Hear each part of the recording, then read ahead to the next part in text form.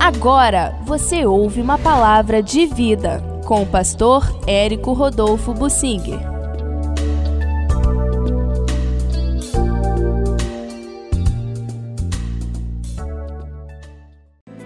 Deus providencia para os seus até nos tempos de dúvida.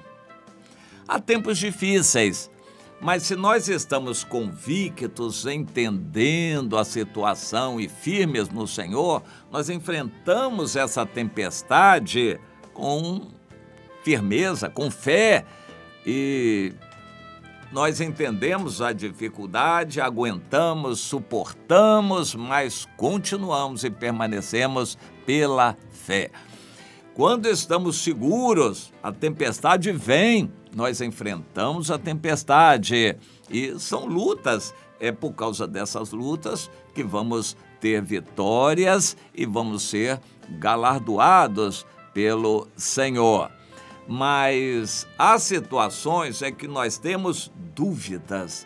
A dúvida sincera é compreendida pelo Senhor.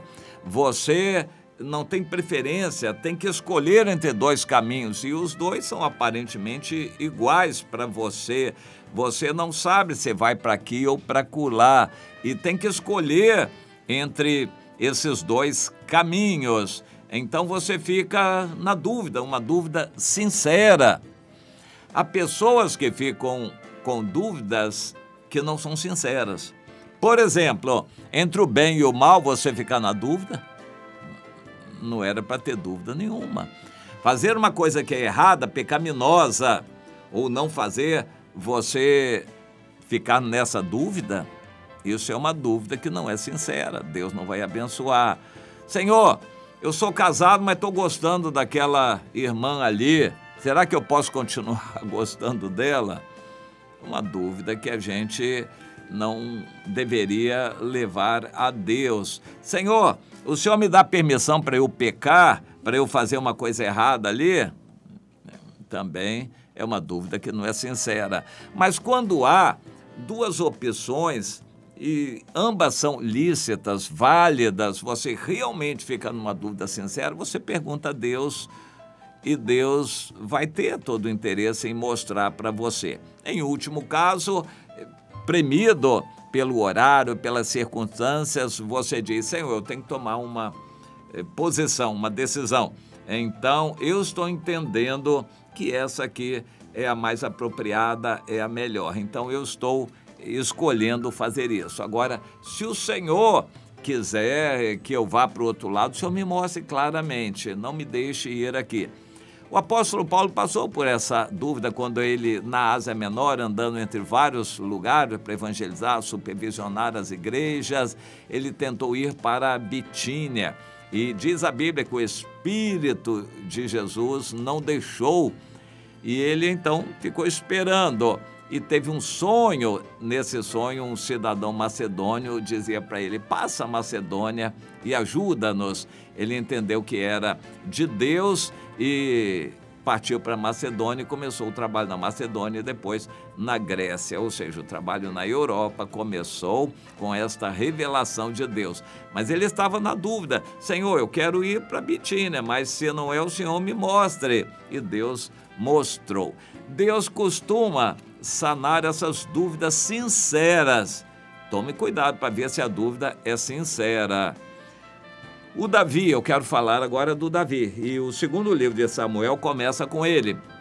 Depois que ele estava em Ziclag, junto com os filisteus, ele era um vassalo, digamos assim, um servidor do Aquis, rei de Gate. Os filisteus não tinham um governo unido. Eram 5 cidades principais e uma delas, talvez até a maior, a cidade de Gate, tinha um rei que era Aquis e era a terra dos Abimeleques. Abimeleque era uma espécie de título de rei dos filisteus. Mas ali naquela ocasião, o Aquis era o novo Abimeleque, o rei de Gate. E Davi ficou submisso a ele. Talvez um ano e meio por aí ele passou naquela região. E Davi então trabalhava para o Aquis, rei de Gate, mas teve uma certa liberdade e morou numa cidade chamada Ziclag. Essa cidade ficava no limite entre Judá e os filisteus. E ele então ficava ali, dizia, mentindo, para o rei Aquis que ele atacava Judá.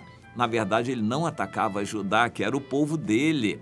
Ele atacava outros povos nômades do deserto, tipo amalequitas, midianitas. Ele atacava esses povos nômades que moravam no deserto e dizia para Aquis, rei de Gate, que ele tinha atacado Judá.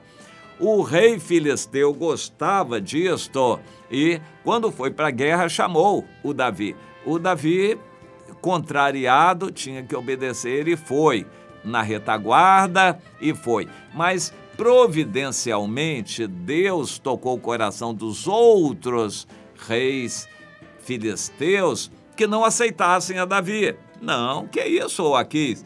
Esse cara é de lá, ele foi servo de Saul, ele vai reconciliar com o chefe dele, com as nossas cabeças.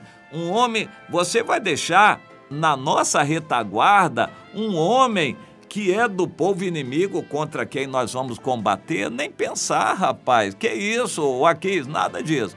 O Aquis, não, mas ele é um bom rapaz. Nada disso. Não, não, não. Mande embora.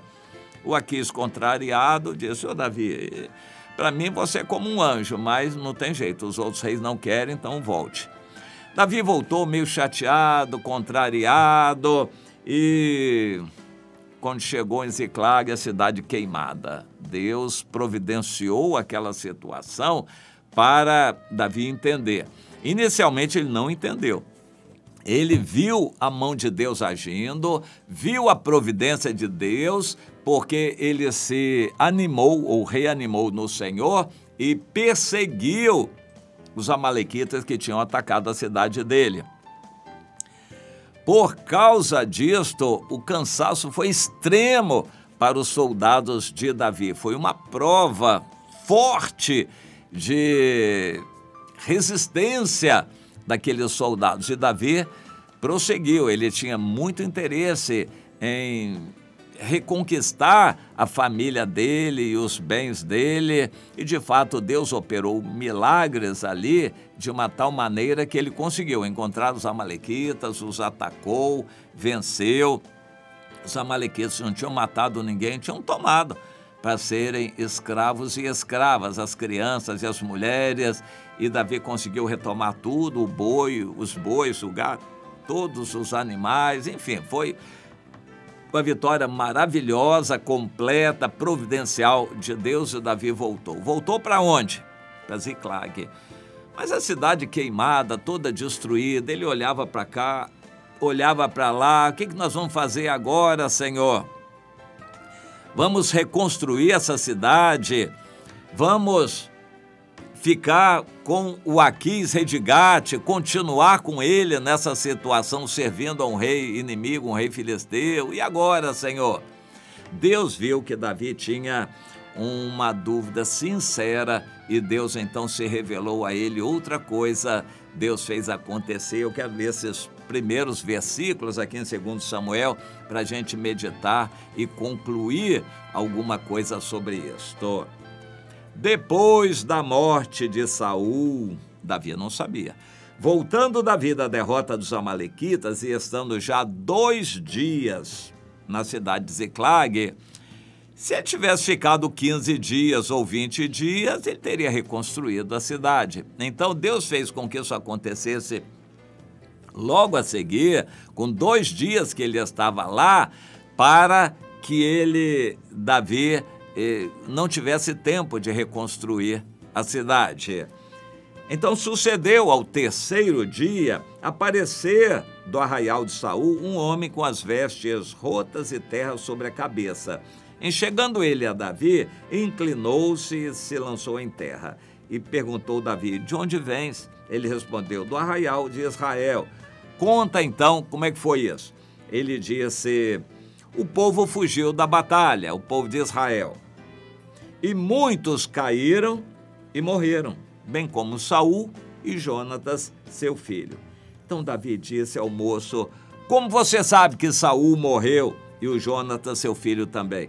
Então o moço, portador das notícias, disse, bom, aí contou a história dele, do ponto de vista dele. Davi duvidou desse relato, Davi já era bem desconfiado e, por fim, ele matou esse rapaz. Ele entendeu que havia más intenções no coração desse rapaz. Mas era uma dúvida sincera que Deus respondeu. Ô Davi, a situação em Israel agora é um caos. Você pode voltar para lá, porque quem perseguia você, que era o Saul, já morreu. Então tá bom, Senhor, mas eu preciso saber, se eu vou voltar para lá, para onde eu vou voltar? Aí Deus se revelou a ele e disse, então vá para Hebrom. Davi viu a mão de Deus agindo de muitas maneiras. Davi ficou livre daquela situação embaraçosa em que ele tinha que mentir para o rei filisteu. Ele se livrou do jugo filisteu, de estar debaixo do jugo filisteu. Ele pôde voltar para a cidade dele, para a terra dele, para Judá. Ele viu que quem o perseguia, que era o rei Saul, morreu. Então Davi viu muitas bênçãos de Deus de uma vez só. Deus o orientou a voltar para Hebrom, em Judá, e ali o povo de Judá o reconheceu como rei e começou então a campanha de glória de Davi. Ele se tornou rei de Judá. Ainda faltava muito, porque o restante do reino de Israel não o reconhecia. Mas para Davi já era muito mais do que ele queria. Inicialmente, Davi se tornou líder de 400 fugitivos, famintos e amargurados, mas depois ele passou para ser o governante de uma cidade, Ziclag, uma situação muito delicada, mas ele se tornou o reizinho de uma cidade, o governador, o prefeito de uma cidade, a liderança dele aumentou. Agora ele foi para Judá e se tornou rei em Judá, era uma tribo só, a princípio, mas já era muito para ele, ele estaria satisfeito, mas Deus queria mais. Davi foi provado e aprovado no pouco, e Deus o queria sobre o muito, sobre todo o Israel. Vamos tirar lições para nós. Você é provado no pouco. Se você ficar com ganância no seu coração para ter muito, isso significa reprovação. Deus quer que você seja provado para ser aprovado no pouco, mas vai passar por situações difíceis em que você vai ficar com dúvida, querendo tomar um atalho, um caminho mais fácil, e Deus vai dizer não, não, não e não. Eu quero você, meu servo, aqui. Seja fiel no pouco e sobre o muito te colocarei. Mas, meu irmão, aprenda, minha irmã, que Deus sempre providencia circunstâncias, pessoas, coisas que aconteçam para o seu bem. Romanos 8, 28. Tudo Deus vai fazer acontecer para o seu bem, se você ama a Deus acima de tudo. Então, examine o seu coração.